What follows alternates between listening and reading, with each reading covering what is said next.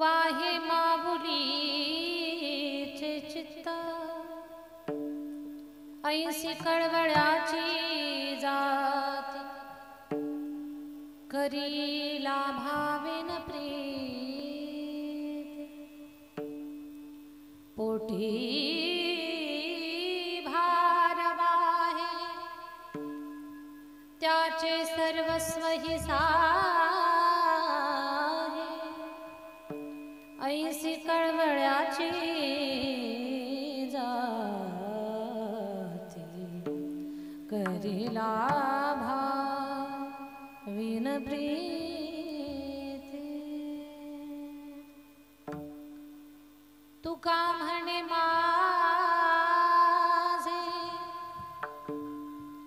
तुम्हा संतावरी ओझे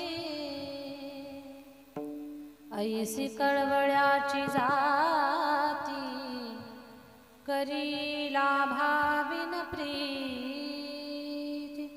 विठ्ठल विठ्ठल विठ्ठल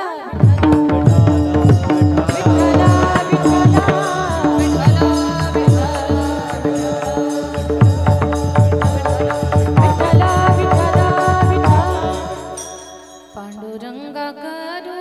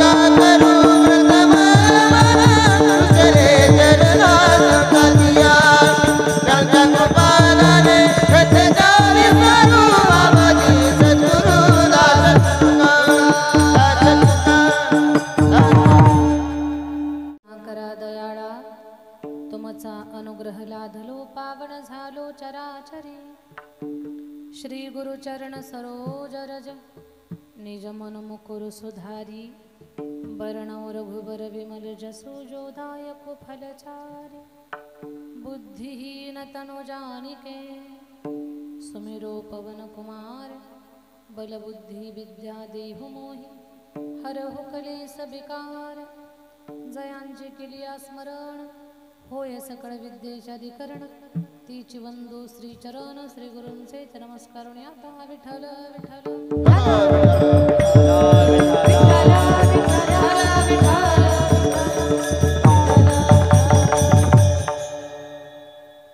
लेकुराचे हित वाहे माऊलीचे चित्त ऐसी कळवळ्याची जाती करीला भाविन प्रीत प्रस्तुत कीर्तन रूपी सेवेसाठी निवडलेला अभंग महान भगवत भक्त श्रीमंत संत वैराग्याची महामूर्ती वैराग्याचं ज्वलंत प्रतीक असणारे, सदेह वैकुंठाला जाणारे, पाचवा वेद ज्यांनी निर्माण केला असे विश्ववंद जगद्गुरु तुकोबाराया, चार चरणाचा अतिशय सुंदर असा काकड्याच्या पहिल्या मंगल चरणामध्ये ज्या अभंगाचा समावेश केलेला आहे. मंगल चरणामध्ये एक तर भगवान परमात्माचं स्वरूप, भगवान परमात्माबद्दलचे लढीवाळ भक्ती, अशा धरेच्याच अभंगाचा समावेश.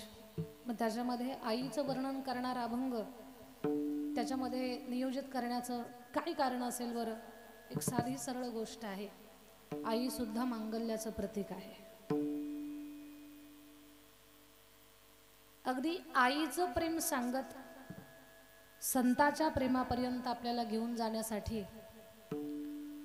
आणि आईचं महत्त्व गाणारा, आईचं वर्णन करणारा साधू आपल्या साधकावरती किती प्रेम करत असतात किंवा संतांच्या अंतःकरणामध्ये किती प्रेम भरले. तुकोबारांना सुद्धा आईशिवाय दुसरा पर्याय सापडला नाही. म्हणून विशेषत्वानं 3 चरणामध्ये तोंड भरून आईबद्दलचं वर्णन या अभंगामध्ये आणि प्रसंग आईच्या स्मृतीतला आहे. म्हणून हा अभंग सेवेसाठी निवडावा या विचारानं हा अभंग घेतलेला आहे.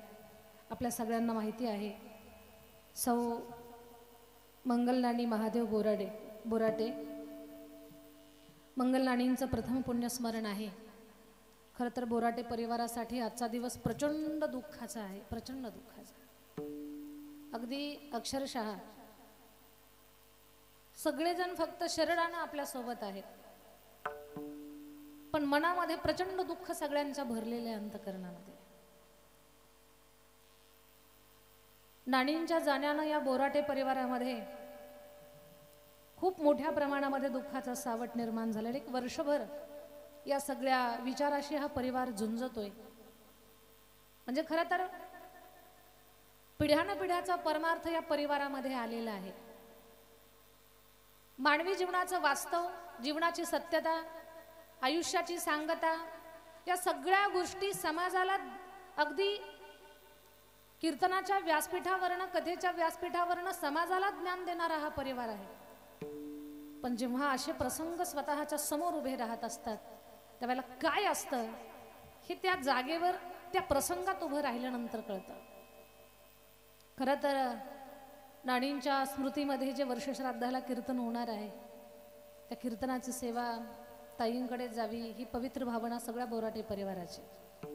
महाराजांच्या तर आदरणीय सागर बाबा बोराटे, तर सागर महाराजांची इच्छा होतीच की दिदींनी कीर्तन करावं, पण त्यांच्या विचाराला अधिक बळ सर्वच बोराटे परिवारानं आणि विशेष महाराजांच्या सौभाग्यवती त्यांची पण तळमळ होती की दिदींचं कीर्तन व्हावं. नाणींचे सुपुत्र नाना असतील, महाराजांचे वडील असतील, सगळी मंडळी. आणि मला असं वाटत नव्हतं की मी वेळेवर पोहोचेल. सेवा तर घेतली आपण, पण प्रवास सकाळचं कीर्तन आहे, रात्रीच्या कीर्तनाला दिवसभर किती प्रवास करता येतो, पण सकाळच्या कीर्तनाला पोहोचायचं थोडंसं जडच असतं. पण आम्ही नाणींचं खूप मोठं पुण्य म्हणावं लागेल आणि आम्ही इथे येऊन पोहोचलो. या सेवेसाठी सागर महाराजांनी मला फोनवरती संपर्क केला आणि ही सेवा मी माझ्याकडे स्वीकारली. 1 वर्षापूर्वी, एक 15 दिवस अगोदर वर्ष पूर्ण होईल, महाराजांच्या तिथे खूप मोठा सप्ताह होता. वर्षानुवर्षाचा तो त्यांचा कार्यक्रम आहे. पण तरी ती सगळी माणसं सगळ्या गोष्टी पेरतात, सांभाळतात. आपण कीर्तन करतो, वापस नसतो, पण आज कळतं की तो प्रसंग काय आहे. बोराटे परिवारामध्ये 17 वर्षापूर्वी अशी एक घटना घडलेली. महाराजांच्या आजींना तर पंढरपूरच्या पालखी सोहळ्यामध्ये म्हणजे निष्ठावंत वारकरीच घराणं आहे. तर आजी भजन मांडण्याच्या मला आजीचं नाव असायचं. याच वैकुंठ चतुर्दशीच्या पर्वकाळावरती अनुसया आजींना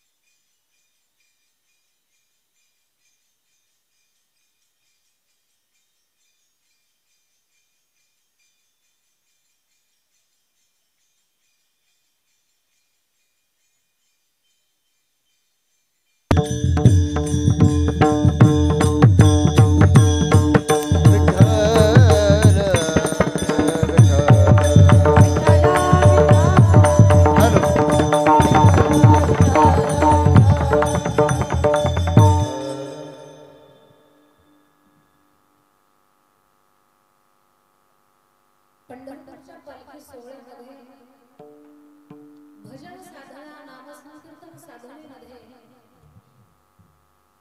ज्यांचं खूप मोठं नाव किंवा वारकऱ्यांनी श्रद्धेने ज्यांच्या कंठातून भगवंताच्या नामोच्चाराच्या श्रद्धेनं श्रवण करावेत. अनुसया आजींना 17 वर्षापूर्वी याच पवित्र पर्व काळावरती देवाज्ञा झाली. 17 वर्षानंतर बोराटे परिवारामध्ये पवित्र पुण्यात्मा, नावही मंगल आहे त्यांचं, मंगल नानींना देवाज्ञा झाली. महाराजांचे वडील भाऊ आणि चुलते नाना, म्हणजे परंपरेनं घरामध्ये भजनाचा छंद. कुठे पंचकृषीमध्ये भजनाला कीर्तनाला जावं, आठवडा भजन तर सुटायचंच नाही.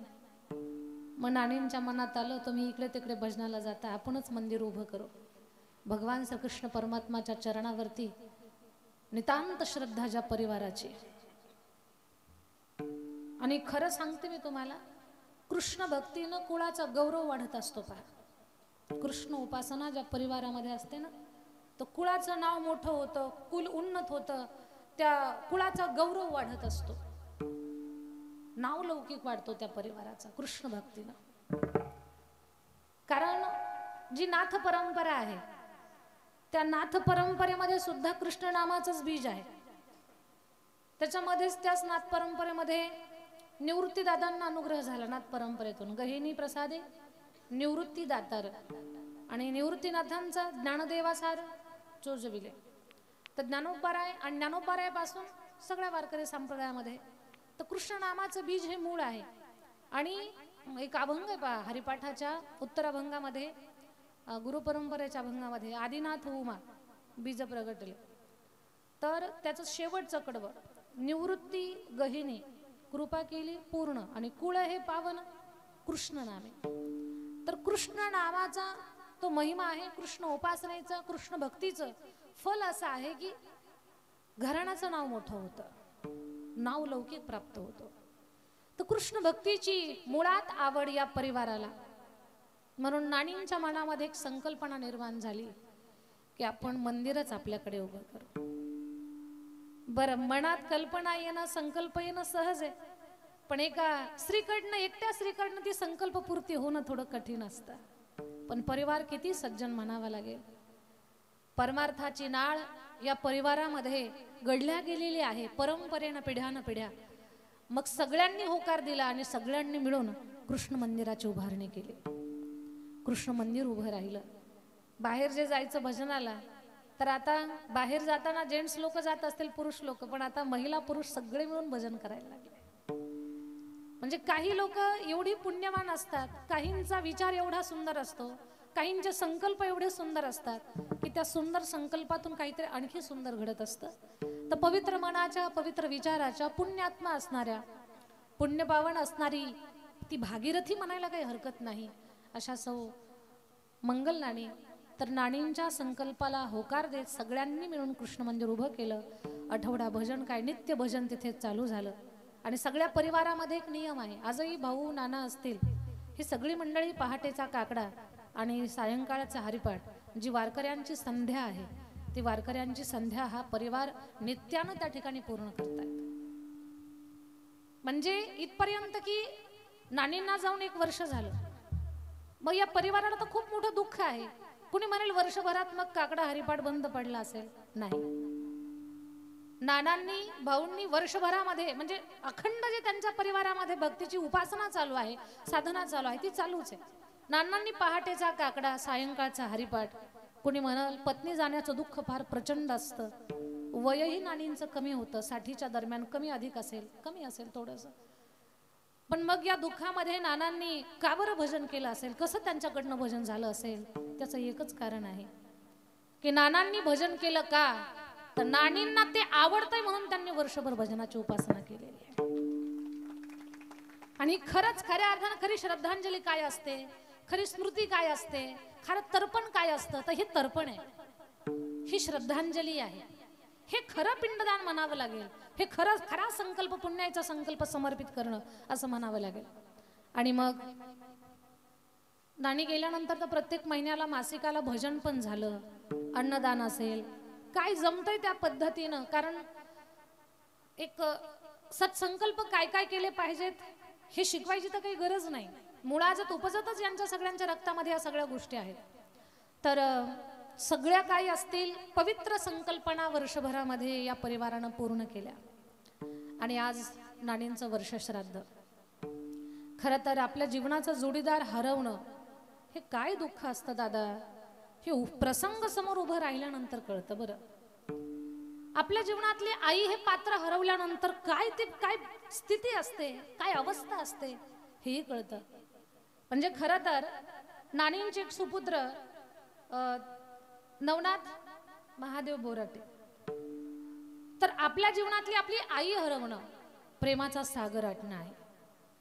नानींच्या जाण्यानं पुतणे असतील, मुली असतील, मुलगा आहे, सुना असतील, जाव असेल, दीर असतील, या सगळ्या मंडळींना प्रचंड दुःख आहे, प्रचंड दुःख. खरं तर महाराजांनी बोलत असताना, सागर महाराजांनी बोलताना मला काही गोष्टी सांगत होते नानींबद्दलच्या, खूप काही आठवणी. म्हणजे दीदी, आई तर आपल्या लेकरावरती प्रेम करतच असते, पण आईपेक्षा जास्त प्रेम आमच्या नानींनी आम्हाला दिलं. भजनाचे संस्कार आमच्या मनावरती, आमच्या बुद्धीवरती, आमच्या चित्तावरती, आमच्या अंतःकरणावर जर झाले असतील तर आमच्या या नानीमुळे, नानामुळे, आमच्या वडिलांमुळे, आईमुळे, आजीमुळे. आणि त्याच्यामध्ये विशेष सिंहाचा वाटा म्हणजे नानींचा आहे. तर असं हे परमार्थात फुललेलं बहरलेलं व्यक्तिमत्व. आणि पहा ना, उभं आयुष्य जमतंय त्या पद्धतीनं त्यांनी उपासना केली, भक्ती केली, नामस्मरण केलं, नित्याचा हरिपाठ केला, नित्याचा काकडा केला. आणि जीवन सुद्धा नावासारखं मंगलमय झालं, आयुष्याची सांगता सुद्धा मंगल झाली. खरं तर मंगल नानींचा जो पूर्ण परिवार आहे, श्रीमान महादेव तात्याबा बोराटे पती आहेत, श्रीमान बाबा तात्याबा बोराटे दीर आहेत, श्रीमान नवनाथ महादेव बोराटे मुलगा आहेत, श्रीमान ज्ञानेश्वर बाबा बोराटे पुतणे आहेत, श्रीमान दत्तात्रय बाबा बोराटे पुतणे, हरिभक्तपरायण आमचे सागर महाराज बोराटे पुतणे आहेत, सौ नंदा शरद सागर मुलगी आहे, सौ मंदा शिवाजी शेंडे मुलगी, सौ अश्विनी गोरख घनवट मुलगी, सौ वैशाली गणेश पिसे मुलगी, सौ रुक्मिणी धनाजी नाळे पुतणी. असा हा पूर्ण बोराटे परिवार. खूप सुंदर परिवार आहे, सुंदर कुटुंब आहे. पण आज या परिवाराला प्रचंड दुःख आहे. असं कधी कुणाला वाटत नसतं की आपल्या हक्काची माणसं आपल्याला सोडून कुठे कायमची निघून जावीत. 4 दिवस कुठे परगावी गेली तर माणसं आठवणीनं परेशान होत असतात. पण आता कितीही आठवणीनं परेशान झालं तर फक्त आठवणीच राहतात, माणसं काही वापस येत नाहीत. अशी अवस्था या परिवाराची. आणि या प्रसंगी नानींच्या स्मृतीमध्ये आपल्या वारकरी संप्रदायाच्या वारशाला सांभाळत या परिवाराने हरिकीर्तनाचं नियोजन केलं. वेळेमध्ये कीर्तन सेवा आपण पूर्ण करणार आहोत, कारण पुढील कार्यक्रमाच्या धावपळीचा विचार करता वेळेमध्ये सेवा पूर्ण करण्याचंच मी काम करणार आहे. महाराजांच्या प्रेमाखातर आलेली सगळी इथे सांप्रदायिक आमची बांधव मंडळी, त्याचबरोबर बोराटे परिवाराचे नातेवाईक, आप्त इष्ट, स्वजन सखे, गुणी गायक आहेत. सुतार महाराज, फार सुंदर कंठ आहे हो तुमचा. सुतार बाबांसाठी खरंच टाळीच वाजली पाहिजे. एवढं सुंदर गाणं आहे, भरलेला आवाज आहे. आणि हरिभक्त परायण बाळकृष्ण महाराज, सुंदर स्वर आहे आपला सुद्धा. हरिभक्त परायण मोहन महाराज का, महाराजांनाही आमचं वंदन आहे. सर्व हरिभक्त परायण मंडळी, आता मला सगळ्यांची नावं गडबडीमध्ये लक्षात येत नाहीये. कीर्तन झाल्यानंतर सागरबाबा सगळ्यांचा अगदी शब्दामध्ये उल्लेख करतीलच. दोन्ही मृदंगाचार्य माझ्या छोट्या भावंडांसाठी सुद्धा कौतुकाची टाळी आपण वाजवली पाहिजे. सुंदर वाजवण आहे दोघांचा, अभ्यास खूप छान आहे. आणि हार्मोनियमची साथ देणारे मुळीक सर ना, बुळीक का गुळीक, गुळीक, थोडी आडनाव अवघड आहे तिकडे, रोजच्या पाठातली नाहीत ना. तर गुळीक महाराज, आपण फार सुंदर हार्मोनियमची साथ देत आहे. वजनदार चोपदार आहेत, स्टेज पण मजबूत आहे, वजनदार आहे. फक्त सांभाळून आमची काळजी घ्या, बाकी काही नाही. खूप चांगल्या पद्धतीची साऊंड सिस्टीम आहे. साऊंडवाल्या दादाचंही मनापासून कौतुक आहे. आमचे चैतन्य भाऊ ओम साई क्रिएशन हे यूट्यूब चॅनल आहे, खूप तळमळ आहे त्यांच्या, बरं काहीतरी नवीन करण्यामध्ये खूप धडपड आहे. मला वाटतं एवढी धडपड कदाचित कुणाकडे नसेल, ती धडपड आमच्या चैतन्य दादांकडे आहे. यूट्यूबच्या माध्यमातून अगदी परोपकाराचा भाव त्यांच्या अंतःकरणातला, तुम्ही म्हणाल कसा, तर चांगले विचार समाजापर्यंत पोहोचवणं आणि एक चांगल्या वक्त्याची संप्रदायाला, महाराष्ट्राला ओळख करून देणं, असा सुंदर योग ज्यांच्या चॅनलच्या माध्यमातून जे साधण्याचा प्रयत्न करतात असे आमचे चैतन्य भाऊ, त्यांचंही मनापासून कौतुक आहे. युवा कीर्तनकार ताई, तुमचं नाव विसरून गेले मी, नम्रता ताई, तुमचंही कौतुक आहे. आणखी सर्व महाराजांच्या स्नेहापोटी आलेली सगळी मंडळी, या बोराटे परिवाराच्या दुःखामध्ये सहभागी झालेले सर्व नातेवाईक, समोर काही महाराज मंडळी बसलेली आहेत, सगळ्यांना माझा सप्रेम जयहरी आहे, सादर वंदन आहे. आणि वेळ न घालवता आपण चिंतन पाहूयात. अज्ञानानं एखादं महत्त्वाचं नाव राहून जात असेल तर क्षमा असावी, आणि महाराज तर सगळ्यांचा नामोल्लेख शेवटी करतीलच. त्याच्यामुळे मी नावाचं इथे जे बोलणं आहे माझं ते थांबवते. युवा कीर्तनकार, भागवताचार्य, शिवपुराण, रामकथा, 18 पुराणांच्या कथा ज्यांच्या पवित्र मुखातून कमी वयामध्ये ज्या गाण्याचा प्रयत्न करतात, यूट्यूबला परमेश्वरी दिदी परभणे हे जर नाव तुम्ही टाकलं तर सुंदर कथा, शिवपुराण, देवी भागवत, रामायण, अशा अनेक कथा तुम्हाला यूट्यूबवरती ज्यांच्या कंठातून ऐकायला मिळतील अशा आमच्या परमेश्वरी दिदी परभणे. मृदंग वादक माझी विद्यार्थिनी भाविकाताई भगत फार सुंदर पखवाज वाजवते. थोड्या वेळानं आपण भाविकाताईलाही पखवाज वाजवायला सांगू. तर या सगळ्यांच्या मध्ये सर्व टाळकरी छोटे छोटे बाळगोपाळ आहेत. हे विद्यार्थी आणि या विद्यार्थ्यांना घडवणारे गुरु, त्यांनाही माझं वंदन आहे. आणि वेळ न घालवता चिंतन करू. विठ्ठल तर नाणी हे एक चालतं बोलतं व्यक्तिमत्व आहे, परमार्थिक पिंड आहे. दारात कुणी याचक आला तर किमान तांब्याभर पाणी, कपभर चहा, एक कोरान्न बाबा आमच्या घरी 2 घास खाऊन जा, एवढा त्यांच्या पातळीवरचा जपलेला त्यांचा परमार्थ. तर असं हे परंपरेला सांभाळणारं, संप्रदायाला जपणारं, पिढ्यानपिढ्याचा रिवाज, त्या रिवाजाला खतपाणी घालणारं व्यक्तिमत्व म्हणजे मंगलनानी बोराटे. उभ्या आयुष्याच्या त्यांच्या साधनेचं सार झालं माझ्या दादांना. दुःख आहे या परिवाराला, हे माणसं कायमची जाण्याचं जे दुःख असतं ना, ते माणसं कधीच विसरत नसतात. प्रसंगानं माणसाच्या समोर उभ्या राहतात, ती माणसं उभी राहतात. त्यांची कधी कधी छबी डोळ्यासमोर उभी राहते, कधी कधी त्यांचे अनुभव डोळ्यासमोर उभे राहतात, कधी त्यांच्यासोबत आपण बोललेले प्रसंग कानामध्ये उभे राहतात, डोळ्यासमोर चित्र उभे राहत असतात. ती माणसं जात नसतात. शरीर संपलंय पण आठवणी कायम आपल्या सोबत असतात. पण लक्षात घ्या, नाणींच्या जाण्यानं परिवाराला प्रचंड दुःख आहे, पण नाणींचं जाणं किती मंगलमय झालं याचाही थोडासा विचार करा. सगळ्यात पहिला त्यांच्या जीवनातला पुण्याईचा भाग सांगते मी. ज्या दिवशी एखाद्या स्त्रीचं लग्न होतं, कपाळावरती कुंकू आणि भांगामध्ये सिंदूर भरल्या जातो ना, त्या दिवसापासून त्या बाईची इच्छा असते, परमेश्वरा हे सौभाग्याचं लेणं घेऊन मी जगाचा निरोप घ्यावा. आणि असं तसंच सौभाग्याचं लेणं घेऊन जगाचा निरोप मंगलनाणींनी घेतलाय, त्याला इच्छा मरण म्हणतात. हे इच्छा मरण नाणींना आलंय. दुःख तर आहे, पण मरणाचं किती सोनं झालं त्याचा विचार करा.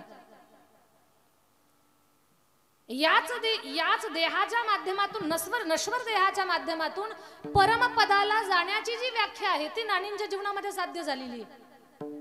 जीवन सफल झालं त्यांचं. याचसाठी केला होता अट्टहास, याचसाठी केला होता अट्टहास, याचसाठी केला होता अट्टहास, याचसाठी केला होता अट्टहास.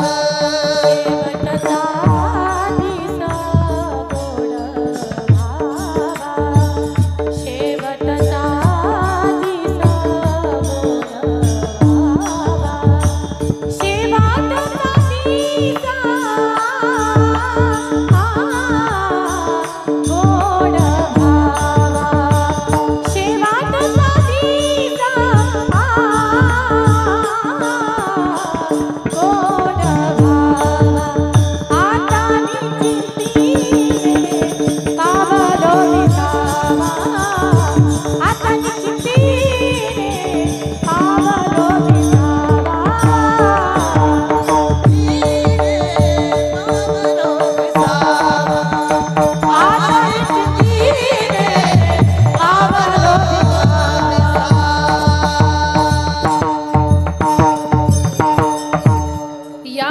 देवासाठी केला होता अट्टहास, शेवटचा दिवस गोड व्हावा. उभं आयुष्य नानींनी त्यांच्या जीवनामध्ये काकडा हरिपाठाची काय असेल त्यांच्या जमेल ती सेवा उपासना त्यांनी जी केली, तर ती उपासना सफल झाली, फळाला आली. कारण एवढ्या पर्व काळावरती नानींना देव आज्ञा झाली आहे. कार्तिक महिना आहे, हिंदू शास्त्रानुसार 12 महिन्यामध्ये अतिशय पवित्र महिना जो आहे तो कार्तिकाचा महिना आहे. या महिन्यामध्ये गंगा स्नानाला महत्त्व असतं. मग रोजच कुठे गंगा शोधायला जावी, तर पहाटेच्या स्नानाला महत्त्व आहे. का बरं? या काळामध्ये वारकरी लोक पहाटे स्नान करून काकडा करतात. आणि काकडा, पहाटेचा काकडा, सायंकाळचा हरिपाठ या महिन्यामध्ये भगवान परमात्माची विशेषत्वानं गावोगावी, खेडोपाडी, वाडी वस्तीवरती मंगल आरती चालते. आता पिढ्यानपिढ्याचा परमार्थ जपणारी लोक तर रोजच नित्यानं काकडा हरिपाठ करतात. पण जी लोक कधीतरी या सगळ्या गोष्टीमध्ये असतात ना प्रवाहात, ती सुद्धा हा महिना सोडत नाहीत. ती लोक की महिनाभर मंगल आरती, काकडाची मंगल आरती चालते. भगवान परमात्माचं स्तुती गान केला जातं या महिन्यामध्ये. आणि आज विशेष म्हणजे वैकुंठ चतुर्दशीचा दिवस आहे माझ्या दादांनो. आजच्या दिवशी हरी आणि हर दोघांच्या मिलनाचा योग आहे. भगवान श्री शंकर भगवान नारायणाला नेहमीच म्हणायचे, तुम्ही मला भेटायलाच येत नाही, मला भेटायला या ना तुम्ही. त्यावेळेला नारायणानं सांगितलं, शंकरा मी भेटण्यासाठी येतो, पण इथे आल्यानंतर या तुम्ही पृथ्वीचे मालक आहात, पृथ्वीवर मी पाय कुठे ठेवू हेच मला कळत नाही. कारण पृथ्वीवरच्या प्रत्येक मातीच्या कणामध्ये शंकराचं वास्तव्य आहे. म्हणतात ना की हर कंकर में शंकर समाये है. मातीच्या कणाकणामध्ये तुम्ही आहात, मी पाय कुठे ठेवू मला कळत नाही. त्यावेळेला महादेवानं सांगितलं, नारायणा तुम्ही असं रूप धारण करा की त्याला पायच नसतील, बिना पायाचं असं रूप तुम्ही धारण करा. मग नारायणानं विचार केला, पाय नसणारा असं कोणतं स्वरूप आहे, कोणता जीव आहे? मग त्यांनी सर्परूप धारण केलं. सर्परूपामध्ये बिना पायाचे, सापाला पाय आहेत का? बिना पायाचे नारायण सर्परूपामध्ये पळत सुटले श्री शंकराच्या भेटीसाठी. आणि असे पळत आले, शंकराला सुद्धा एवढा आनंद झाला, माझे नारायण माझ्या भेटीला आले. भगवान शंकर पळतात, तिकडनं नारायण धावत येत आहेत. आणि दोघांनी एकमेकाला गळ्या भेट घेतली. तेव्हापासून शंकराच्या गळ्यामध्ये सापाचं वास्तव्य आहे. साप हा कोणी सामान्य जीव नाही, तर साक्षात श्री विष्णूचं रूप आहे. तो हरी हर मिलनाचा जो दिवस आहे तो आजचा दिवस आहे. दुसरी गोष्ट, आजच्या दिवसाचं महत्व, श्री विष्णूनं भगवान शंकर प्रसन्न व्हावेत म्हणून 1000 डोळे भगवान शंकराला अर्पण केले. 1000वा डोळा जेव्हा भगवान श्री शंकराला नेत्र अर्पण केला ना, तेव्हा श्री शंकरानं सुदर्शन चक्र भगवान श्री विष्णूला दिलं. सुदर्शन चक्र, जे सुदर्शन चक्र आपल्या जीवनातल्या खूप काही अरिष्ट गोष्टींचं भेदन करणार आहे, नष्ट करणार आहे, ताडण करणार आहे, ते सुदर्शन चक्र श्री विष्णूला दिलं. आणि ते सुदर्शन चक्र विष्णूचं भूषण, त्यांचं वैभव बनलं. असा हा हरिहर मिलनाचा, श्री शंकर आणि श्री नारायणाच्या, राम आणि शंकराच्या मिलनाचा हा आजचा दिवस आहे. आणि भगवान श्री नारायणानं संवाद करत असताना सांगितलं, आजच्या दिवशी जी लोक मृत्यूला प्राप्त होतील ना, ते सरळ वैकुंठाला येतील. कारण आजचा पूर्ण दिवस वैकुंठाचे दरवाजे त्या येणाऱ्या लोकांसाठी खुला असेल. आजच्या दिवसाची उपासना असेल, आजच्या दिवशी शंकराचं पूजन असेल, भगवान श्री विठ्ठलाची मंगल आरती असेल, काकडा असेल, हरिपाठ असेल. सागर महाराजांनी मला सांगितलं, नानींना मृत्यू येण्याच्या अगोदर त्यांनी सकाळीच कृष्ण मंदिरामध्ये जाऊन दर्शन घेतलं होतं. काही जमतंय ते नामस्मरणही त्यांनी केलं होतं. आणि आल्यानंतर त्यांना हृदयविकाराचा त्रास होता खूप. आता घरातच डॉक्टर आहेत महाराजांच्या पत्नी. मग डॉक्टर असताना सुद्धा सगळ्यांनी, डॉक्टरांनी जसं सांगितलं, ताईंनी जसं सांगितलं, तशा पद्धतीनं सगळ्यांनी प्रयत्न केले. पण म्हणतात ना, आजचा पर्वकाळ त्यांना साध्य करायचा होता. मग सगळ्यांच्या प्रयत्नाला कुठेतरी थांबा मिळाला. आणि नानींच्या काय म्हणतात ना की मृत्यूला त्यांना सामोरं जावं लागलं, पण त्यातही नानींचाच विजय आहे की अशा पर्वकाळावरती मृत्यू येणं. आज वैकुंठ चतुर्दशीला वैकुंठाचे दरवाजे खुले आहेत, खुले आहेत. आज असा पर्वकाळ आहे, एरवी शंकराला तुम्ही तुळशीचं पान वाहू शकत नाहीत. महादेवाला एरवी तुळशीचं पान अजिबात चालत नाही. वर्षातला एक दिवस आहे वैकुंठ चतुर्दशीचा दिवस, म्हणजे आजचा दिवस. आजच्या दिवशी शंकराला तुळशीचं पान आणि विठ्ठलाला बेलपत्र वाहिलं जातं. हा आजचा दिवस आहे. आज भगवान भोलेनाथाची सुद्धा त्या व्यक्तीवर, त्या जीवावरती असीम कृपा होत असते की जे नारायणाचं शंकराचं भजन करतात, अंतकरणामध्ये भक्ती धारण करतात, अशा लोकांवर भगवान भोलेनाथ आणि श्री नारायण दोघांची कृपा होत असते. किती मोठा पर्वकाळ नानींच्या जीवनामध्ये साधलाय. आणि या परिवारामध्ये एकट्या नानीच नाही तर आजींनी सुद्धा अशा पर्वणीवरती, पण त्या 108 वर्ष का काय एवढं आयुष्य जगून त्यांनी आयुष्याची यात्रा पूर्ण झाली होती त्यांची. खरं तर नानींच्या बाबतीमध्ये म्हणावं, तुका म्हणे एका मरणेची सरे आणि उत्तमची उरे कीर्ती मागे, मरावे पर कीर्ती रूपी उरावे. कारण जाणं तर सत्य आहे, जाणं कुणाला चुकत नाही. सावताबाबांचं प्रमाण आहे, सगळं चुकवता येईल पण मृत्यू कुणाला चुकवता येत नाही. कधी आपल्या जीवनामध्ये तो प्रसंग उभा राहील कुणालाच माहिती नाही. आपल्या सगळ्यांचा आंधळा प्रवास चालू आहे. कोणी दिवशी मैती चालून, कोणी दिवशी प्राण जाती घेऊन, कोणी दिवशी स्मशानी जाऊन, एकटेच रहावे समयासी सादर भावे. हो समयासी सादर भावे, सादर भावे, समयासी सादर भावे. देव ठेविला कैसे रहावे, देव ठेविला कैसे रहावे, समयासी सादर भावे, समयासी सादर भावे,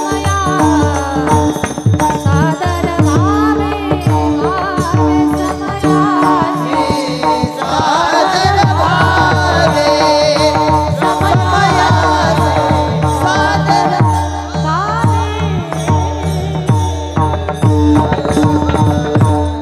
सावता बाबा फार सुंदर बोलतायत, फार स्पष्ट मांडतात आपल्या समोर.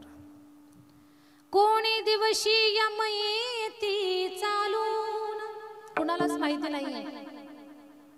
कोणी दिवशी प्राण जाती घेऊन, कोणी दिवशी स्मशानी जाऊन, सगळ्यात कठीण एकटेच रहावे समयासी सादर भावे. जाणं सत्य आहे माझ्या दादांनो, मृत्यू ही गोष्ट कुणाला चुकवता येत नाही. खरं तर बोराटे परिवाराला दुःख आहे, नानींचे सुपुत्र मुली या सगळ्यांना दुःख आहे, पतिदेवांना दुःख आहे, सगळ्यांना पुतण्यांना, पुतणी असेल काय असेल, हा सगळा परिवार त्यांना प्रचंड दुःख आहे. पण ही गोष्ट नाही चुकवता येत, कारण हे आम्हीच लोकांना सांगतो आणि आपण सगळेजण हे या वास्तवाला जाणतोय. आपण सगळेजण की मृत्यू नावाची गोष्ट चुकवता येत नाही. कोणी किती प्रयत्न करू द्या, ही गोष्ट नाही चुकवता येत. लक्षात घ्या, आपल्याला तरी माहिती नाही, पण ज्याला माहिती होतं त्याला सुद्धा नाही चुकवता आला. हा मृत्यूचा जो मृत्यूची जी गोष्ट आहे ना, आपल्याला तर माहितीच नाहीये ती कधी आहे. मृत्यू सांगता येतो का कुणाला? जन्म सांगता येईल, या या तारखेला, म्हणजे आपल्याला आपल्या लोकांनी सांगितलं, आई वडिलांनी, कोण असेल परिवारातली माणसं, की अमुक दिवशी अमुक तारखेला अमुक वेळेवरती अमुक तिथीला तुमचा जन्म झाला. जन्म सांगता येतो, पण मृत्यू सांगता येईल का हो कोणाला? मृत्यू सांगता येत नाही. याचा अर्थ मृत्यू नाही का? आहे, फक्त सांगता येत नाही. पहा, ही गंमत अशी आहे, समुद्राच्या काठावर आपण उभे आहोत. समुद्राच्या काठावर आपण उभे आहोत. समुद्राच्या काठावर तुम्ही उभे आहात, ती काठ तुम्ही डोळ्यानं पाहताय, सांगताय की समुद्राच्या एका काठावर आम्ही उभे आहोत. समुद्राची दुसरी काठ सांगता येईल का तुम्हाला कुठे आहे म्हणून? दिसते का ते डोळ्याला? ती दिसत नाही. याचा अर्थ समुद्राला दुसरी किनार नाही का? आहे, फक्त ती दिसत नाही म्हणून सांगता येत नाही. अगदी तसंच जन्म सांगता येतो, पण मृत्यू दिसत नाही, सांगता येत नाही, माहिती नाही म्हणून सांगता येत नाही. याचा अर्थ तो नाही आहे, फक्त सांगता येत नाही. मृत्यू माहिती नाही कुणाला, पण आहे. पण ज्याला माहिती होतं त्याला सुद्धा तो चुकवता नाही आला. कुणाला माहिती होता? ज्यांचं तोंड भरून वर्णन आहे भागवतामध्ये. यम प्रव्रजंत मनुपेत मपेत कृत्यम द्वैपायनो विरह कातर आजुहाव पुत्रेति तन्मयतया तरुभिनेदु स्तम सर्वभूत हृदयं मुनिमानतोस्मि. ब्रह्मीभूत शुकदेवांची असीम कृपा ज्या राजावरती झाली, राजा परीक्षित, त्याला माहिती होतं त्याचा मृत्यू आता 7 दिवसावरती येऊन थांबलेला आहे. बर 7 दिवसामध्ये देवी भागवताच्या अनुसार त्यानं स्वतःला वाचवण्यासाठी आतोनात प्रयत्न केले. प्रयत्नांची पराकाष्ठा. खूप प्रयत्न केले. राजा परीक्षितानं 7 मजली इमारत उभी केली. वारा सुद्धा त्याच्या आज्ञेशिवाय येत नव्हता, पण मृत्यू नाही चुकवता आला त्याला. तक्षकानं अशा फण्याचा विस्तार केला की सूर्य जणू काही झाकल्यासारखा झाला, अंधार पडलाय अशी स्थिती. सगळ्यांना वाटलं अंधार पडला, आता राजाचा मृत्यू टळला. राजाचा मृत्यू टळला. मग कुणीतरी प्रसाद दिलेला होता आणून. सगळे शिपाई प्रसाद घेऊन गेले. महाराज तुमचा मृत्यू टळला, आता प्रसाद खा, तुम्हाला मरणाचं भय नाही. राजाला आनंद झाला. परीक्षितानं सगळ्यांना फळं वाटले. एक फळ उचललं, दाताखाली धरलं, फोडलं ते फळ, किडकं निघालं. त्या किडक्या फळात एक आळी होती. अरे, आपण काळावर मात केली, आपण निसर्गाला ताडण केलं, आपण साधूचा शाप खोटा ठरवला. ही गोष्ट बरी नाही बरं. पण काहीतरी निमित्त मात्र करावं म्हणून ती छोटीशी आळी एक सापाच्या जातीचा प्रकार आहे असं समजून गळ्याला लावली. की चला तक्षक नाही पण आपण आळी तर गळ्याला लावतोय ना. म्हणजे माझं बोलणं तुम्हाला कळावं म्हणून सांगते. काही लोक वास्तुशांतीची पूजा, सत्यनारायणाच्या पूजेवर नाही का भागवत, म्हणजे वास्तूच्या शांतीला वास्तुशांतीचीच पूजा करायला पाहिजे. पण काही लोक म्हणतात जाऊ द्या सत्यनारायणावरती भागवून घेऊ. मग तसं यानं म्हटलं तक्षक तर नाही, मी तक्षकाला तर मी त्याच्यात ताडण केलंय, त्याच्यावर मात केली, मी आळी गळ्याला लावतो, कारण ही आळी म्हणजे सापाच्याच जातीचा एक प्रकार आहे. पण माहिती नव्हतं त्याला त्या आळीमध्ये सूक्ष्म रूपानं तो तक्षकच दडलेला. जशी आळी गळ्याला लावली, विस्तृत रूप त्यानं धारण केलं आणि परीक्षिताच्या कंठाचा चावा घेतला. याचा अर्थ आपण स्वतःला कितीही वाचवण्याचा प्रयत्न करा, भले आपल्याला मृत्यू माहिती आहे, मृत्यू माहिती असताना सुद्धा आपण स्वतःला वाचवू शकत नाही. राजाचं उदाहरण आपल्या समोर आहे. मौत जब तुझको आवाज देगी, मौत जब तुझको आवाज देगी, घर से बाहर निकलना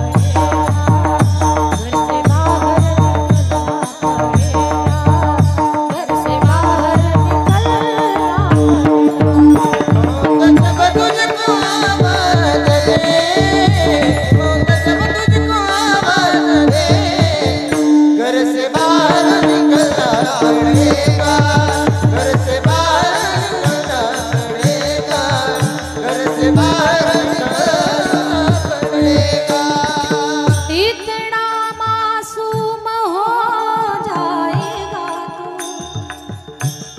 इतना मजबूर हो जाएगा, ये जो मखमल का चोला है तेरा, ये कफन में बदलना पड़ेगा। मौत जब तुझको, मौत जब तुझको आवाज देगी, घर से बाहर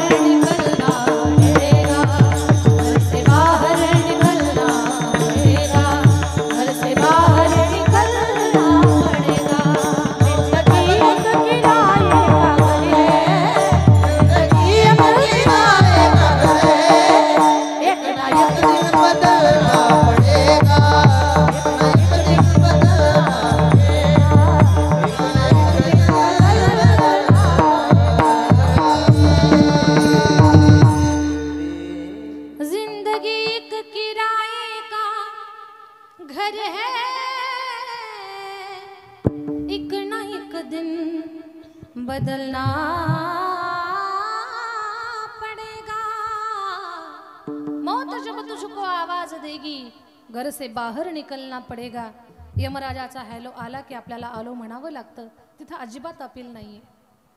सगळ्या बोलण्याचा एकच सार आहे, मृत्यू नावाची जी गोष्ट आहे ना ती माणसाला नाही दादा चुकवता येत. आपण फक्त आठवण आणि दुःख हृदयाशी घेऊन जगायचं. पण लक्षात घ्या, मृत्यूचं सुद्धा सोनं झालं पाहिजे नाणींसारखं. आज तारीख किती आहे? 14. आध्यात्मिक दृष्ट्या 14 हा अंक फार विशेष आहे. राम 14च वर्ष वनवासाला गेले होते. माणसाला सुद्धा आपल्या जीवनामध्ये 14 गोष्टीवर ताबा मिळवायचा आहे. कोणत्या आहेत त्या 14 गोष्टी? आता पहा, कौशल्यमाई कैकई मातेनं रामाला वनवासाला पाठवत असताना मंथरेनं तिला शिकवताना काय शिकवलं होतं? भरताला गादी आणि रामाला वनवास. वर्ष अजिबात नव्हते मध्ये. पण मागताना तिनं काय मागितलं? एका वराने द्या माझ अंदन भरतासाठी हे सिंहासन. दुसऱ्या वराने रामासाठी 14 वर्ष वनवास. 10 नाही, 20 नाही, 50 नाही, 100 नाही, 14च वर्ष. का बरं? तर कैकई मा अयोध्येच्या राजगादीशी फार एकनिष्ठ होती. तिला माहिती होतं माझा पती खूप छान आहे, प्रतापी आहे, कर्तृत्ववान आहे, सगळ्या गोष्टी आहेत त्याच्यामध्ये, पण एक कमी आहे. मग भविष्यात जो कोणी या राजगादीवर बसेल अयोध्येच्या, त्यानं या गादीची कीर्ती आणखी वाढवायला पाहिजे. आणि कीर्ती वाढवण्यासाठी, अयोध्येच्या राजवैभवामध्ये वाढ करण्यासाठी जो कोणी भविष्यात बसेल तो 14 गोष्टीमध्ये परिपक्व असला पाहिजे. मग त्या 14 गोष्टी कोणत्या? तर भविष्यात बसणारा जो राजा आहे त्याच्या ताब्यामध्ये 5 ज्ञानेंद्रिय, 5 कर्मेंद्रिय, 4 गोष्टी मन, बुद्धी, चित्त आणि अहंकार. 5 + 5 10 + 4 14. या 14 गोष्टीवर जो ताबा मिळवल ना तो गादीवर बसला पाहिजे. आणि 14 गोष्टीवर ताबा मिळवण्याची योग्यता, ती कुवत फक्त रामामध्ये आहे. म्हणून कैकई मानं रामरायाला 14 वर्ष वनवासाला पाठवलंय. 14 हा आकडा फार मोलाचा आहे आध्यात्मिक दृष्ट्या. मग नाणींच्या जीवनामध्ये 14 तारीख आली आज. आणि वैकुंठ चतुर्दशी आहे. तिथी सुद्धा कोणती आहे? चतुर्दशीची. 14 अंकाची तिथी आहे. हा पर्वकाळ साधणं म्हणजे खूप मोठी गोष्ट आहे. याचा अर्थ या तिथीला, या पर्वकाळाला जो देवाघरी गेलेला आहे त्यानं 14 गोष्टीवरती विजय मिळवलेला आहे. 14 गोष्टीवर. 5 ज्ञानेंद्रिय, 5 कर्मेंद्रिय, मन, बुद्धी, चित्त, अहंकार, या 14 गोष्टींच्या, या 14 गोष्टी ईश्वराला अर्पण करून ज्याच्यासाठी वैकुंठाची वाट खुली झाली अशा सौभाग्यवती मंगल नाणी बोराटे. जाणं सत्य आहे, ते चुकवता येत नाही. पण जावं कसं, त्याचा आदर्श नाणींचं जे जीवनपट आहे, नाणींचा जो मृत्यूचा जो पर्वकाळ आहे, या सगळ्या गोष्टी करून आपल्याला पाहायला मिळतात. पण माझ्या दादांनो, नाणी एकट्या नाही गेल्या. नाणीच्या रूपाने एक आई हरवली, नाणीच्या रूपाने एक पत्नी हरवली, नाणीच्या रूपाने एक चुलती हरवली, नाणीच्या रूपाने एक आजी हरवली. माणूस एकच असतो पण त्याच्या भूमिका अनेक असतात. मग एक माणूस हरवणं, त्याच्यामध्ये आई हरवणं किती कठीण आहे. काय तिचं प्रेम असतं त्याचंच वर्णन करण्यासाठी जगद्गुरु तुकोबाराया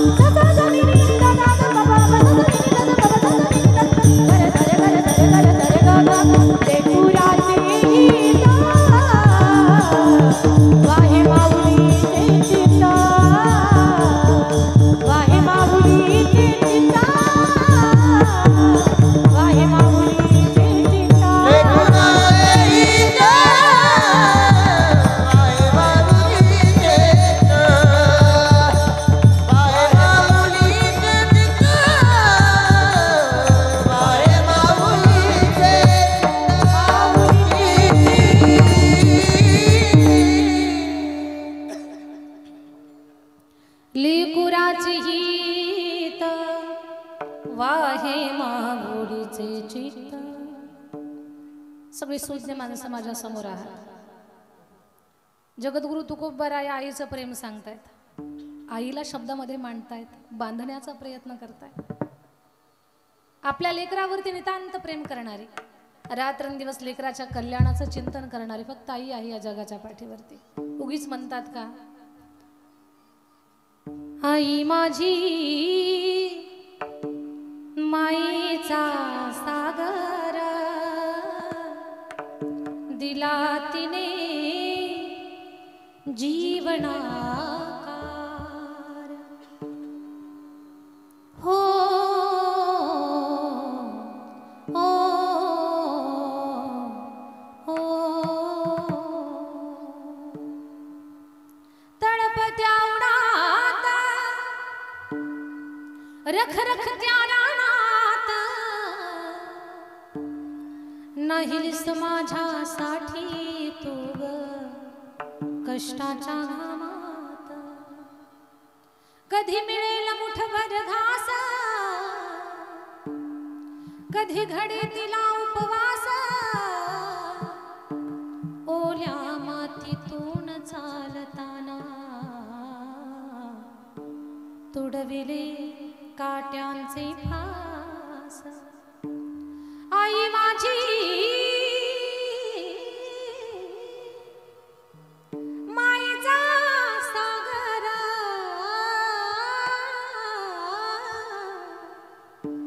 दिला तिने जीवनाकार. आपल्या जीवनाची शिल्पकार आपली आई असते. आणि राणींची तर सगळ्या लेकरावरती समान माया. खरं ते गोष्ट सांगू तुम्हाला, आईच्या जाण्यानं काय दुःख आहे हो, किती प्रचंड दुःख आहे. लेकिया सावली, लेकिया सावली. नंदाताई, मंदाताई, अश्विनीताई, वैशालीताई सगळं आहे आज, पण आपली जन्मदात्री नाही बरं. पाहत सेवा टोळे, पाहत सेवा टोळे पंढरीची भेटी लागे जीवा लागली से आस.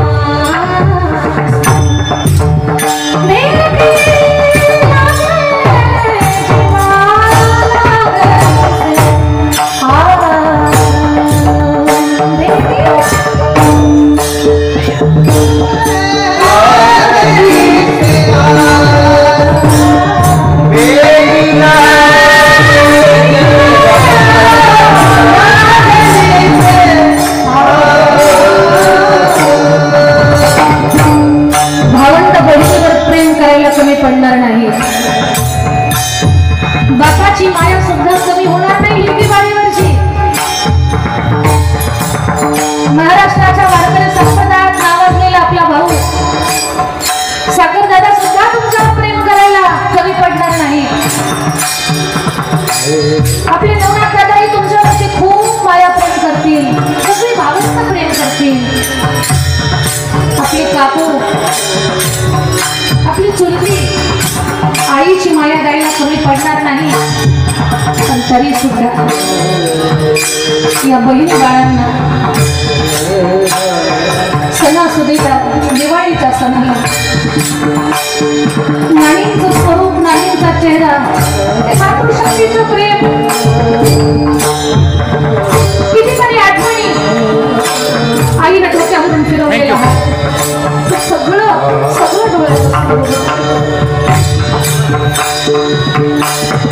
तुमची भावंड तुम्हाला 10,000ची साडी घेतील माझ्या ताईनो. वडील सुद्धा तुमच्यासाठी खूप काही करतील. पण एवढं सगळं करत असताना सुद्धा नाणींचं चित्र तुमच्या डोळ्यासमोर उभं राहील आणि रडता तुम्ही रडता.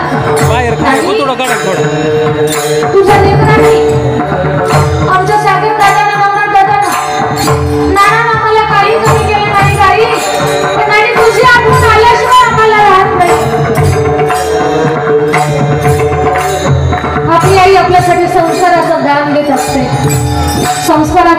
लक्ष्मीचं महाधन असते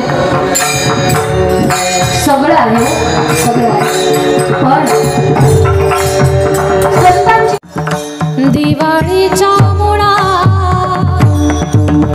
लेकी आसावडी लेकी आसावडी पाहत असे वाटुनी पाहत असे वाटुनी पंढरीची भेटी लागली भेटी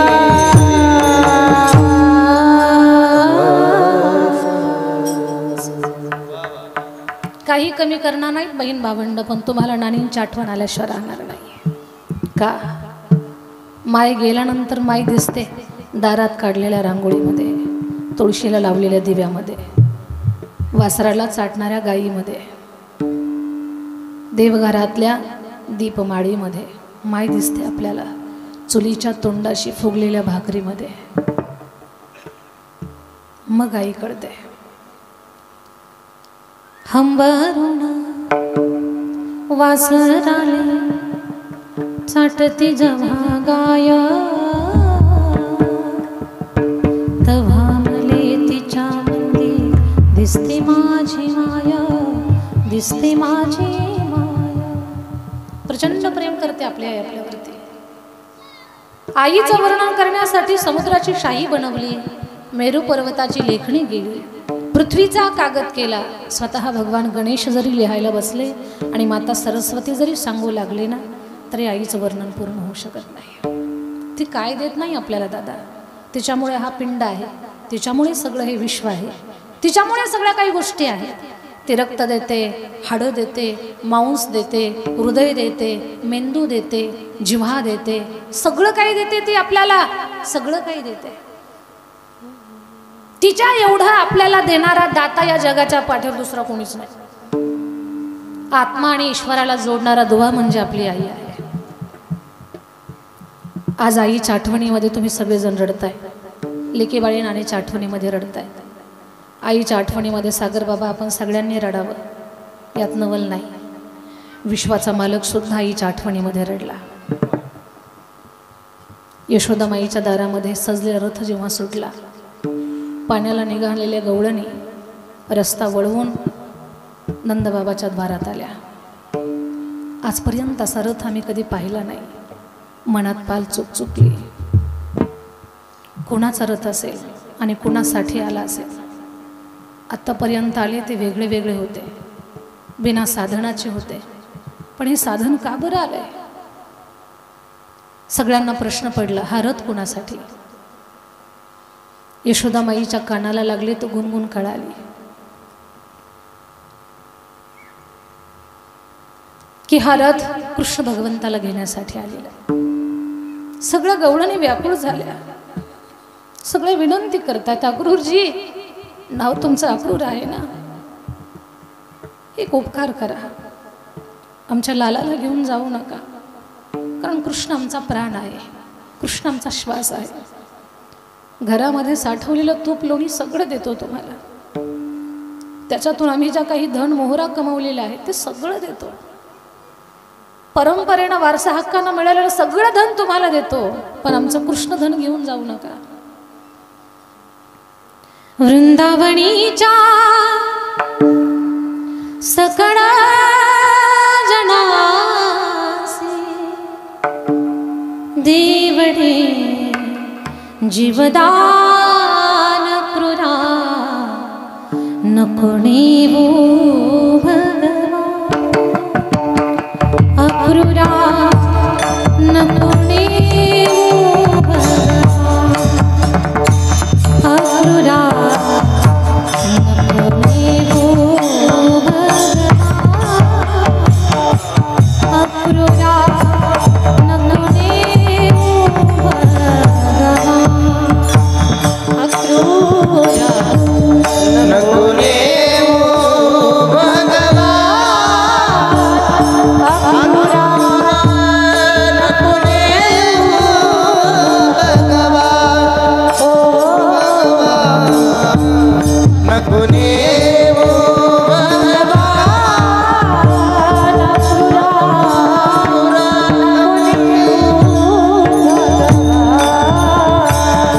छोटे बाळ गोपाळ रडत रडत कन्हैयाकडे आले. लाला, काल तुझ्याकडनं राज घेतलं म्हणून नाराज झालास का?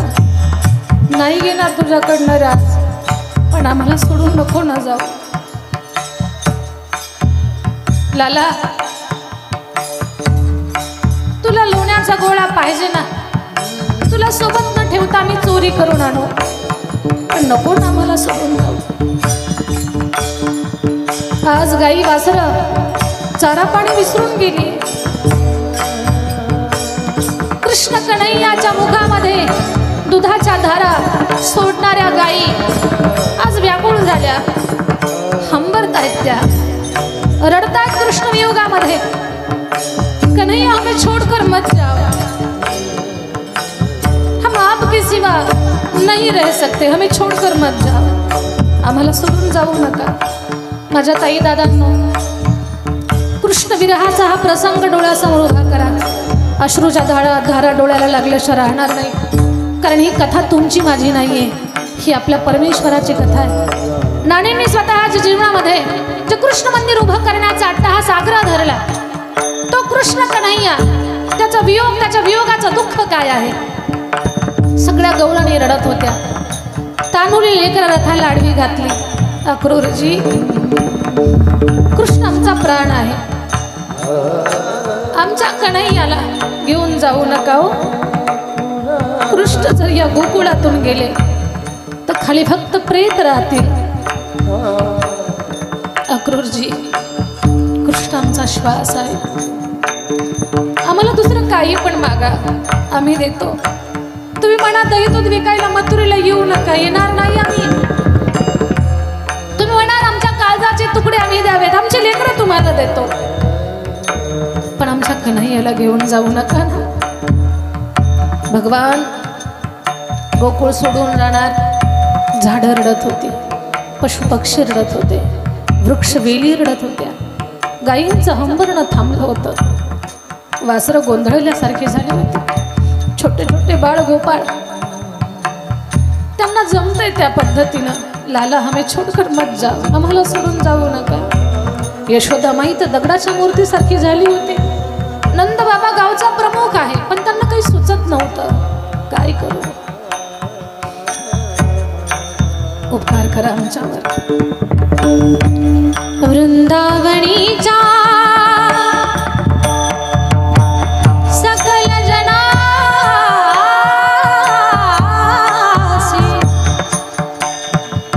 देवडे जीवदा जीवदा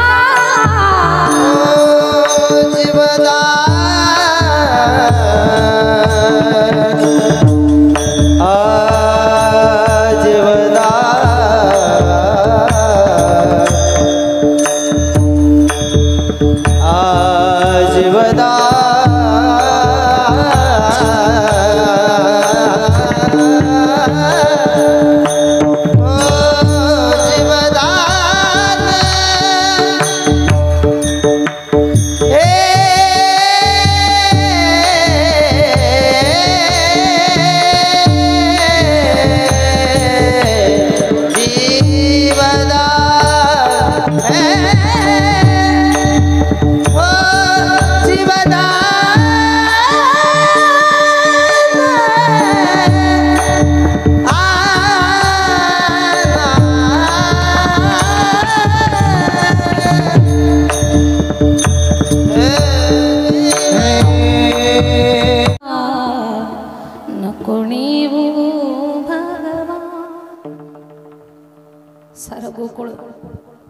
अश्रूच्या सागरामध्ये बुडवून गेलं. भगवंतानं खोटं आश्वासन दिलं, मी परवा येतो.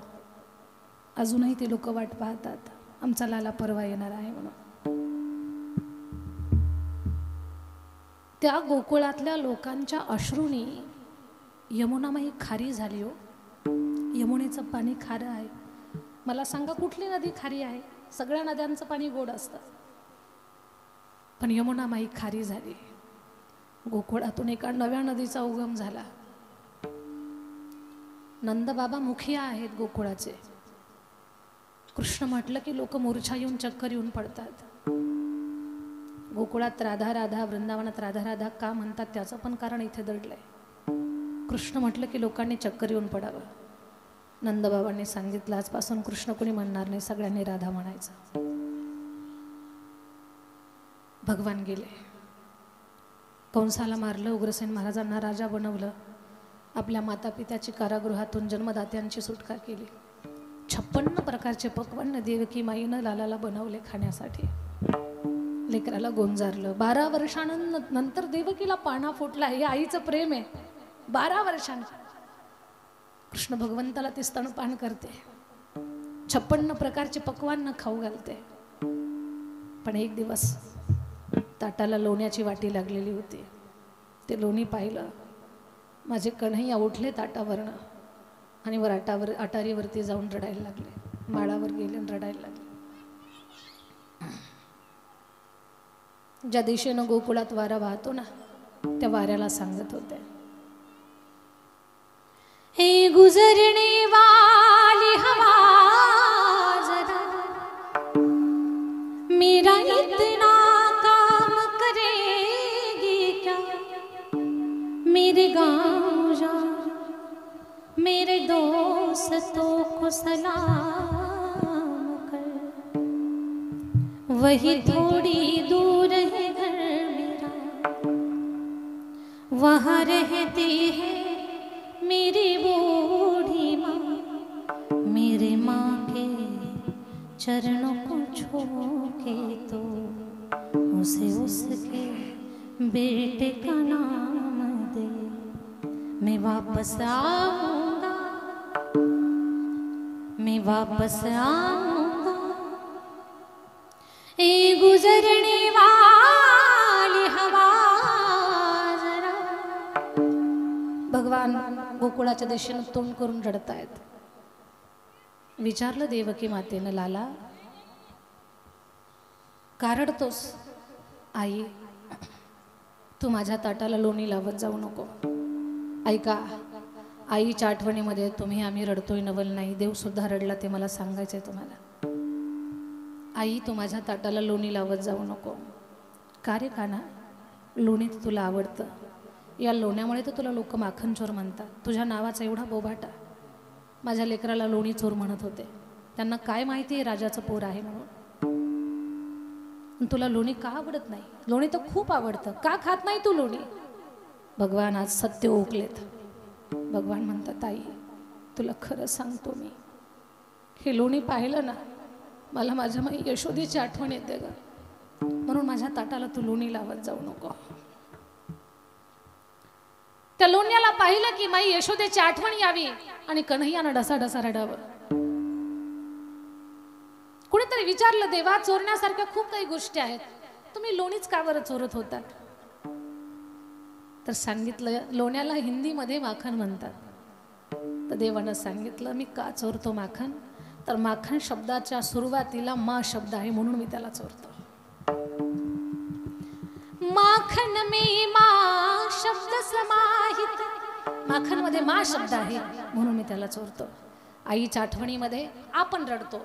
नवनाथ दादा असतील, सागर भाऊ असतील, सागर महाराज असतील, सगळा परिवार असेल, सगळ्या बहिणी बाळा असतील, जाऊ असेल, दीर असेल, सगळी मंडळी दुःखामध्ये आहेत. पण आपण रडावं नवल नाही. देव सुद्धा आपल्या आप्तांच्या आठवणीमध्ये रडलेला आहे. आईचं प्रेम आहे. लेकुराचे हित वाहे माऊलीचे चित्त, रात्रंदिवस लेकराच्या भल्याचं चिंतन करणारी आपली आई असते. खूप काही आहे आईसाठी बोलण्याकरता, खूप काही. पण वेळेची मर्यादा आणि पुढच्या प्रवासाचा विचार करता आपल्या वेळ आपल्याला सांगते का पूर्णविरामाकडे निघा. आईचं प्रचंड प्रेम आहे माझ्या ताई दादांना आपल्यावरती. प्रत्येकाच्या आईचं आपल्या लेकरं. एखाद्या आईला विचारा ना, आईचं अंतकरण कसं असतं पहा. आईला विचारा की मा, या जगामध्ये सगळ्यात सुंदर वस्तू कोणती आहे? कोणत्या आईला विचारा. जगातल्या कोणत्याही आईकडे जा आणि तिला म्हणा, जगात सगळ्यात सुंदर कोण आहे? सगळ्यात सुंदर काय आहे? या विश्वातली माय म्हणेल, जगात सगळ्यात सुंदर या जगामध्ये माझं बाळ आहे, माझं लेकरू आहे. भले ते काळं असू द्या, ते नाकानं डबडबलेलं असू द्या, ते बुटका असू द्या, कसंही असू द्या, पण तिच्या लेकरा एवढं सुंदर या जगाच्या पाठीवर दुसरं काहीच नसतं तिच्यासाठी. एवढं जे विशेष प्रेम जिचं असतं ना, ती आपली आई असते. लेकुराचे हित वाही माऊलीचे चित्त. कितीतरी उदाहरणं आहेत देण्यासाठी, पण थांबायचे आपल्याला. काय करते आपली आई? निस्वार्थ प्रेम करते हो. अभंगाचं दुसरं चरण. ऐसी कळवळ्याची जाती, ऐसी कळवळ्याची जाती, ऐसी कळवळ्याची जाती, ऐसी कळवळ. क्रियाविधी प्रत्येक महिन्याला मासिक आणि श्राद्धाच्या दिवशी पिंडदान, सत्संकल्प, अन्नदान, ज्ञानदान. ज्ञानदान का करावं? हरिकीर्तन का करावं? तर कलियुगा माझी करावे कीर्तन. का बरं कीर्तन? कीर्तनाच्या माध्यमातून नामस्मरण. काय आहे नामस्मरणाचा महिमा? रामकृष्ण नाम सर्व दोष हरण, जड जीवा तारण हरी एक. आपल्या उद्धाराला कारण एकच आहे, भगवान परमात्माचं नाम. आणि मग कर्मकांड जी केल्या जातात, पिंडदानादी सर्व कर्मकांड, त्याच्यामध्ये अज्ञानवश कलियुग आहे, तर याच्यामध्ये कुठली त्रुटी राहिली असेल तर ती सगळी त्रुटी भरून काढून त्या यज्ञाला, त्या उपासनेला, त्या सत्कर्माला, त्या कर्मकांडाला सफलता प्रदान करण्याचं काम भगवंताचं नाम करतं. म्हणून बोराटे परिवारानं आपली परंपरा जपत नाणींच्या स्मृतीमध्ये वर्षश्राद्धाला हरिकीर्तनाचं नियोजन केलं. कोणीतरी विचारा आम्हाला, नाणी कुठे आहेत? त्या देवाच्या दरबारामध्ये आहेत, त्या देवरूप झालेल्या आहेत. कारण जेथे कीर्तनाची शोभा, पांडुरंग तेथे उभा. नाणींच्या पुण्यस्मरणाला तुम्ही आम्ही आलो, अजिबात नवल नाही. या कीर्तनाच्या माध्यमातून साक्षात वैकुंठाचा नायक इथे उभा आहे असं म्हणायला काही हरकत नाही. कारण प्रमाणं काही आम्ही आमच्या घरी नाही लिहिलेली, ते प्रमाणं संतांच्या मुखातून प्रसवलेली आहे. नाहू वसाय वैकुंठे योगिना हृदये रो, मद्भक्त यत्र गायंती तत्र तिष्ठामी नारदा. माझे भक्त गाती जेथे, नारदा मी उभा तेथे. भगवान जर या कीर्तनात उभा असेल तर आज सुरुवातीला सगळी प्रमाणं घेतली आम्ही की तुका म्हणे एका मरणेची सरे आणि उत्तमची उरे कीर्ती मागे. नाणींच्या पवित्र पुण्यात्माला सद्गती प्राप्त व्हावी, भगवान परमात्माच्या कृष्ण धामाला, गोलोक धामाला त्यांना स्थान प्राप्त व्हावं, एवढीच भगवान परमात्माच्या चरणी प्रार्थना. या कुटुंबाला, या परिवाराला दुःखातून सावरण्याची शक्ती द्यावी. खरं तर नानांच्या जीवनामध्ये आज आता एकाकीपणा, पण तो एकाकीपणा सगळा परिवार एवढा गोड आहे. सुना असतील, लेकी असतील, मुलं असतील, भाऊ असेल, भाऊजाई असतील, ही सगळी माणसं एकमेकाशी अगदी प्रेमानं, एकत्र कुटुंब असं, एक जिव्हाळा, एक जीव आहे, एक विचार आहे. सगळे परमार्थ म्हणजे पहा, रक्ताच्या नात्यासोबत परमार्थाची नाळ एवढी घट्ट आहे या सगळ्यांची. तर नानांच्या जीवनामध्ये पोकळी अजिबात जाणवणार नाही. आणि सगळ्या परिवारानं तेवढं प्रेम या म्हणजे नानांच्या बाबतीमध्ये काही कमी नाही पडणार प्रेमाच्या बाबतीत. पण प्रसंगानं नाणीची आठवण येणारच आहे. त्यावेळेला त्या आठवणीमध्ये काहीतरी नाणीच्या स्मृतीत सत्कर्म घडत राहावं, एवढीच मी परमेश्वराच्या चरणी प्रार्थना करते आणि माझ्या वाणीला विराम देते. पुन्हा एकदा सांगेन मी की चकलंबा या गावी आपण सद्गुरू कल्याण स्वामी संस्थांचा जीर्णोद्धार करत आहोत. 1100 वर्षापूर्वीचं देवस्थान आहे. लोकवर्गणी, लोकांच्या मदतीतून तिथे कल्याण स्वामी संस्थांची उभारणी. सागरबाबांना यायचं तिकडे मठाला भेट द्यायला, पण अजून येणं झालं नाही. पण जेव्हा कधी प्रसंगानं तिथून कीर्तनाला जाण्याचा योग येईल, कारण ते त्यांच्या बहिणीचं संस्थान आहे, त्यांना तिथे यावंच लागणार आहे. आमचे चैतन्य भाऊ येऊन गेले पाठीमागे शूटिंगच्या माध्यमातून. आपण आलात, आपणही पहिल्यांदाच कल्याण स्वामी संस्थान पाहिलं, तुम्हाला खूप आनंद वाटला ते पाहून. मग त्या संस्थांच्या विकासासाठी आम्ही कीर्तनाला जिथे जातो तिथे लोकांना विनंती करतो की कल्याण स्वामी संस्थांसाठी आम्हाला मदत करा. कारण त्याला कुठली राजकीय शासकीय मदत नाही. शासकीय राजकीय मदत असली तरच कामं होतात असं काही नसतं. पवित्र मनाची माणसं जेव्हा चांगल्या लोकांना मदत करत असतात तेव्हा सुंदर कामं होत असतात. ते काम किती सुंदर झालंय त्याचा पुरावा म्हणजे आमचे चैतन्य महाराज माझ्यासमोर आहेत. त्यांनी पाहिलंय. खूप सुंदर संस्था आहे. 17 वर्षापासून मुलींची वारकरी शिक्षण संस्था चालवतो. तिथे खूप मुली कीर्तनकार, कथाकार बनल्या. फक्त जेवणाचा खर्च भरतात लेकरं. शिक्षणाची रुपयासुद्धा फीस नाही त्यांना, रुपयासुद्धा फीस नाही. बरं, ही सेवा वर्षाची नाही, 17 वर्षापासून ही विनामूल्य सेवा चालू आहे. जेवणाचा खर्च का भरायचा? कुणाची मदत नाही आपल्याला म्हणून. आणि तीही नाममात्र घेतल्या जाते जेवणाचा खर्च. ठराविक मुली अशा आहेत की त्यांना आई नाही, वडील नाही, अशाही लेकरांना पण तिथे ठराविक मोजकी लेकरं आहेत तशी त्यांना सांभाळतो. तर खूप गुणी लेकरं. या लेकरांचं वय आहे का? 17-18 वर्षाची लेकरं पण 18 पुराणांच्या कथा करतात. महाराज हे पुरुषाचं वाद्य आहे सागर बाबा, पण ते मुलीनं किती सुंदर वाजवावं त्याचं उदाहरण म्हणजे भाविका आहे. फार सुंदर पखवाज वाजवते ती, तबला वाजवते, ढोलक वाजवते, ॲक्टोपॅड वाजवते, कोणतंही वाद्य ठेवा वाजवतेच ती. तर भगवंतानं दिलेला तिला तो गुण आहे. म्हणून अशी लेकरं मुली घडवण्याचं काम तिथे चालू आहे. तर त्या पवित्र कार्यासाठी आपल्या सगळ्यांचं सहकार्य प्राप्त व्हावं. कारण प्रसंगानंच आम्ही येतो, असंही काही सारखं यायला इकडे जमत नाही, किंवा एखाद्या भागात आपण वारंवार आपल्याला येणं पण होत नाही, योगायोगाच्या भेटी असतात. तर त्या पवित्र कार्यामध्ये तुम्ही सगळ्यांनी सहकार्य करावं ही सगळ्यांना विनंती. झालेली सेवा माऊलींच्या चरणी अर्पण करून, भगवान श्रीकृष्ण परमात्माच्या चरणी अर्पण करून वाणीला विराम देते. ज्ञानेश्वरा माऊली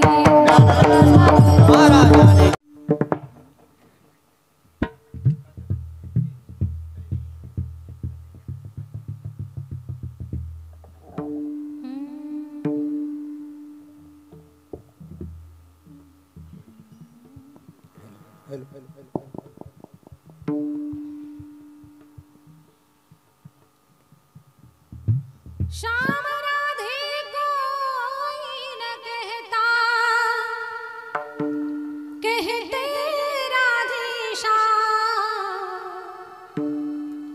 जन्म जन्म के भाग जगा दे एक राधा का नाम, राधा के बिना श्याम आधा, राधा के बिना श्याम आधा, कहते राधे श्याम रे, जन्म जन्म के भाग जगाते राधा का नाम, जन्म जन्म के भाग जगाते एक राधा का नाम. बोलो राधे बोलो राधे बोलो राधे राधे राधे राधे बोलो राधे बोलो राधे बोलो राधे बोलो राधे बोलो राधे. व्यर्थ बना माला बिन मोती, व्यर्थ रही दीपक बिन ज्योति, चंदा बिना चांदनी कैसी, सूरज बिना धूप न होती, बिन